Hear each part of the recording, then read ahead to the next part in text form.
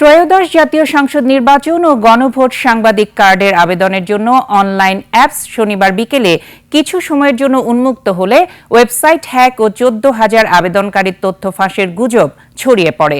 তবে নির্বাচন কমিশন জানায় ওয়েবসাইট হ্যাক হয়নি। ম্যানুয়াল পদ্ধতিতে নতুন করে সাংবাদিকদের আবেদন নিয়ে কার্ড দেয়া হবে। মানিক শিকদারের রিপোর্টে রয়েছে বিস্তারিত। 12 ফেব্রুয়ারি জাতীয় সংসদ নির্বাচন ও গণভোটের লক্ষ্য নিয়ে অন্তর্বর্তী সরকার ও নির্বাচন কমিশন কাজ করছে। নির্বাচনের সাংবাদিক ও পর্যবেক্ষকদের জন্য পরিচয়পত্রের আবেদন গ্রহণে অ্যাপস খোলে ইসি।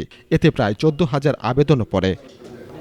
তবে সাংবাদিকরা অনলাইনে আবেদন নিয়ে পড়েছেন নানা জটিলতায়। গত বৃহস্পতিবার সিসির সাথে এক বৈঠকে সাংবাদিক নেতারা সাংবাদিক কার্ড সহজীকরণের দাবি তোলেন।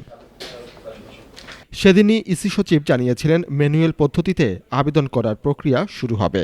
আপনারা অতীতে যেভাবে পেতেন সেভাবে যেন পাবেন, সেই ব্যবস্থাটা করা হবে। এদিকে শনিবার বিকেল 4টার দিকে অনলাইনে আবেদন করা 14,000 আবেদনকারীর তথ্য উন্মুক্ত হয়ে যায়। এতে ওয়েবসাইট হ্যাক ও তথ্য ফাঁসের গুজব ছড়িয়ে পড়ে। তবে নির্বাচন কমিশনের গণসংযোগ কর্মকর্তা রুহুল আমিন মল্লিক জানান, ওয়েবসাইট হ্যাক ও তথ্য ফাঁসের কোনো ঘটনা ঘটেনি। বিষয় হলো যে আমরা এই সাইটটা একটা কালকে আগে তো বন্ধ করেছিলাম, সাংবাদিকদের সাইটটা, আর পর্যবেক্ষকেরটা অন ছিল। ওটা আমরা ডিসিশন নিয়েছিলাম যে পর্যবেক্ষক এটা চলবে।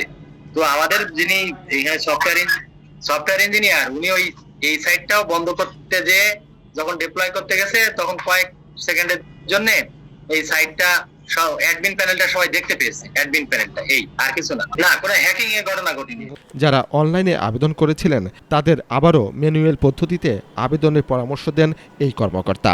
না, অনলাইন তো আমরা বন্ধ করে দিয়েছি, তো এখন তো আর এটাতে কোনো সুযোগ নেই। কারণ আমরা যদি কিছু অনলাইনে দেই আর কিছু অফলাইনে দেই, তাহলে যারা এই কার্ডটা চেক করবে আইন শৃঙ্খলা বাহিনী, তারা তো বিভ্রান্ত হয়ে যাবে। মানিক শিকদার, 21 টেলিভিশন, ঢাকা।